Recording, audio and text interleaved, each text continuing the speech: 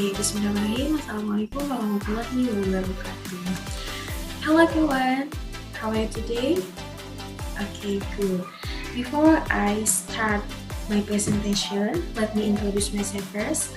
My name is Siti Sarah Manawaro. I'm from A3, and here I would like to explain about pragmatic.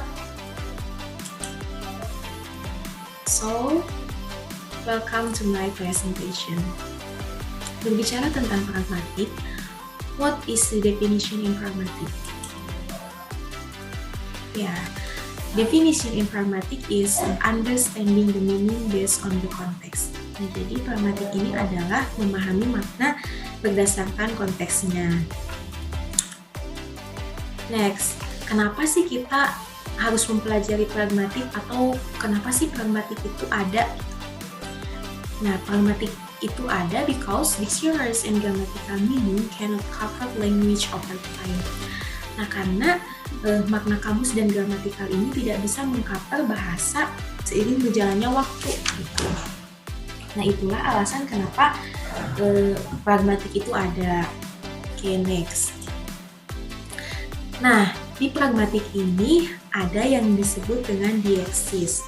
So, what is the dieksis?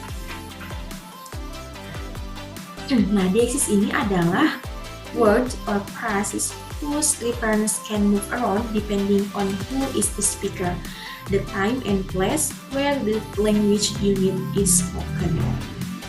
Nah, dieksis ini adalah kata atau frasa yang rujukannya bisa berpindah-pindah tergantung siapa yang menjadi pembicara, waktunya di mana, tempat dituturkannya satuan bahasa tersebut.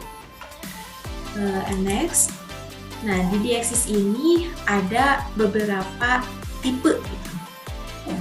Yang pertama ada persona dieksis, kemudian ada time dieksis, and then ada place dieksis, and the next ada dieksis discourse, and the last ada dieksis sosial. Nah, mari kita jelaskan satu persatu. Apa sih yang disebut dengan persona dieksis ini? Nah, persona dieksis ini adalah menunjuk peran dari partisipan dalam peristiwa percakapan, misalnya pembicara yang dibicarakan dan entitas yang lain. Nah, jadi persona dieksis ini biasanya kata yang sering digunakannya itu seperti I, you, we, they, he, she, it, me, you, us, them, him, her, it, dan lain sebagainya. Kemudian yang kedua ada yang disebut dengan time dieksis. So, what is the time dieksis? Nah, time dieksis ini adalah pemberian bentuk pada rentang waktu seperti yang dimaksudkan petutur dalam peristiwa bahasa.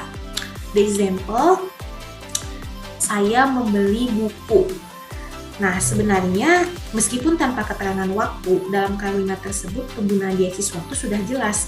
Namun apabila diperlukan perbedaan atau ketegasan yang lebih terperinci, dapat ditambahkan sesuatu kata atau frasa keterangan waktu seperti yesterday, last, year, now, dan sebagainya.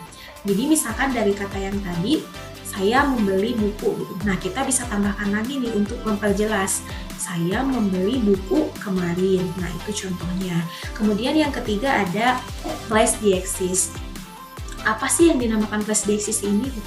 Nah, place dieksis ini adalah pemberian bentuk pada lokasi menurut speaker dalam peristiwa bahasa.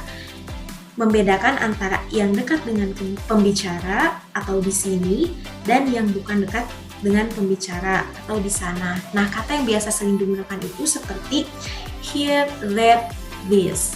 Kemudian ada yang disebut dengan dieksis discourse. Apa sih dieksis discourse ini?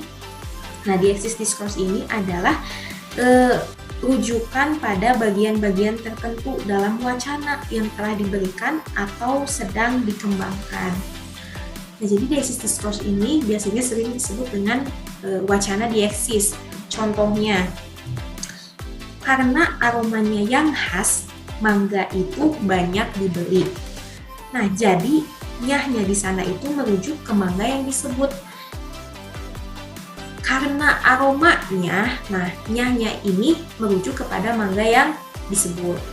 Kemudian ada yang terakhir itu Diesis sosial. Apa sih diesis sosial ini?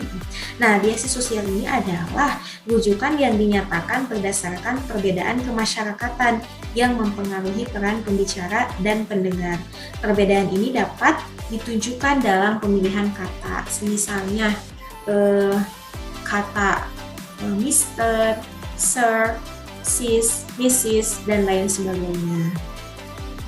Nah, okay, that's all I can explain. More or less, I'm sorry and thank you. See you next time. Wassalamualaikum warahmatullahi wabarakatuh.